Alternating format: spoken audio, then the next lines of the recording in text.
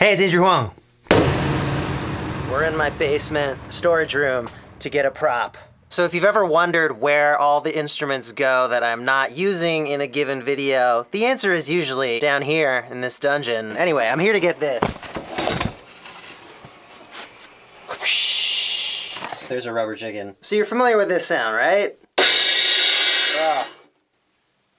Great sound, just really loud. This is a crash cymbal and it's super musically useful, but I've been using it a lot less over the years. Not only because I haven't been playing live drums, I've also just almost entirely stopped using samples of crash cymbals, and I've been using other weird stuff instead. The crash cymbal serves an awesome purpose in music, which is to create an impact. Often it'll also be paired up with a bass drum, so you really get a you get the low end, you get the high end. It's a really great thing to have in lots of genres of music. You're often building up and then you have that impactful moment, that climactic moment where everything kind of explodes. But we're not just limited to cymbals anymore. A lot of people, myself included, are breaking away from this, but achieving this effect with different means. So I thought in this video I'd walk you through some of the things that I do or things that I've noticed other people do that achieve this kind of impact effect without using a crash cymbal. The first technique is super easy but gets great results. Basically, you just take short sounds, slow them down, and add a bunch of reverb.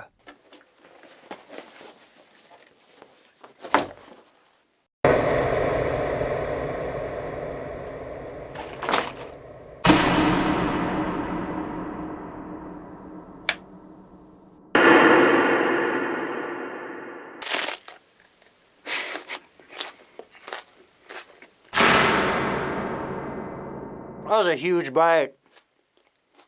Actually doing okay though. I didn't bring myself anything to spit it into. I'm committed, I'm just gonna eat this. Now let me show you some weirder crash cymbal replacements from tracks I've made. Here's one from my song Young off of my album Stars. I'll play it for you how it was before I came up with this impact.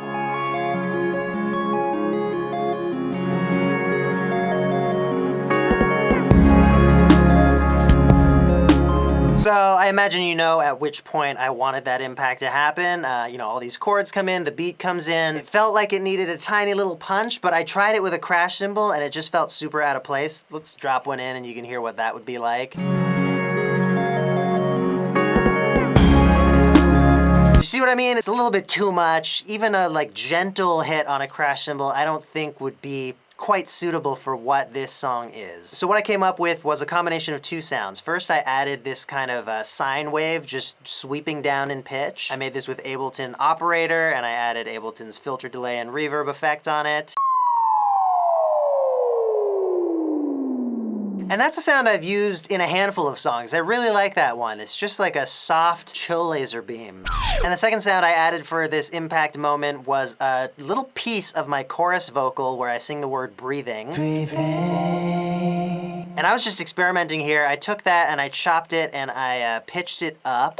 And then I added some effects to that. I added a tape delay emulation, a subtle bit of chorus, and a filter just to roll off some of the high end. Now that sound is like this.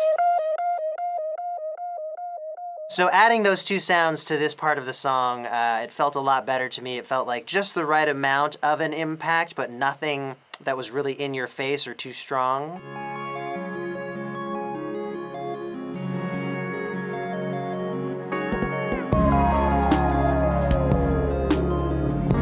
Sounds completely unlike a crash cymbal, but I was in that same headspace of just how do I add a little impact, a little space to this moment? All right, let's check out a track that's a little more from the EDM world. There's an additional trick that I've noticed a lot of electronic genres making use of that I want to get into. Check this example out.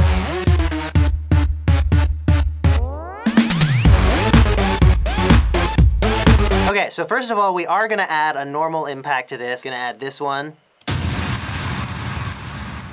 So that's of course gonna make something sound like epic and huge. It sounds like a bomb went off. The little bonus trick here is we're just gonna add some noise. Literally straight up noise. I'm generating this again with Ableton's Operator device. I've also filtered it so it's just the high end of this white noise and it sounds like this. And that's just there in the whole drop. I've sidechained it to the kick drum so that it pumps a bit like this.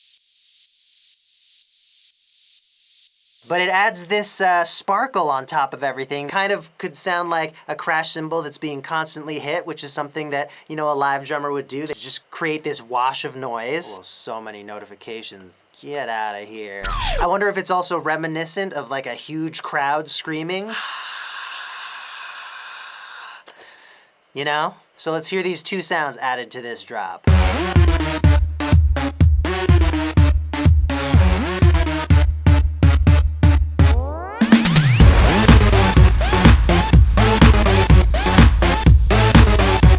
With that again. It just feels like it's not nearly as lively without those.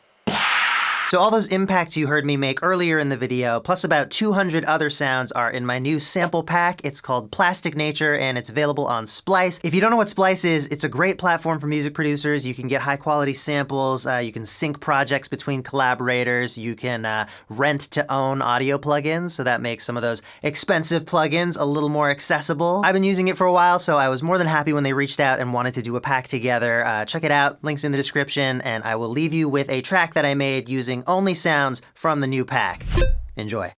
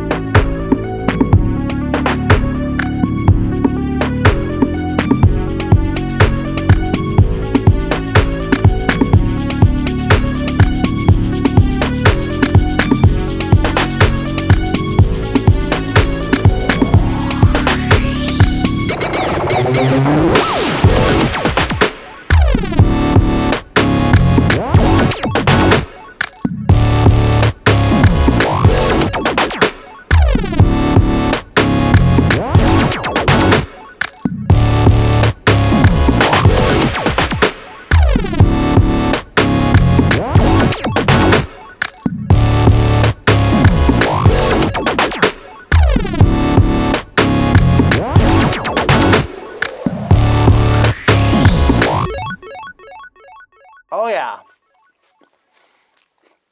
I just wanted to buy something really crunchy for this impact pack. I didn't have a lot in my fridge. I was hoping for like a green pepper maybe, an apple. All I had was an onion. Okay, no, I'm done.